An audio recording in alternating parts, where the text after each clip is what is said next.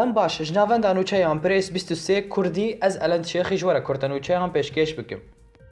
شاندەکە ئەمریکی دگهەیە ئەفرینێ ئیرۆ شاندەکە ئەمریکی ژە ئاستەکە بلند گیهان کانتۆنا ئەفرینێ و بەبەر پرسیارێ ئەفرینەرە ڕۆنشتن و ئاخەوین لەسەر ڕەوشە ئەفرینێ چژە ئابووری ئانگۆ زانستی.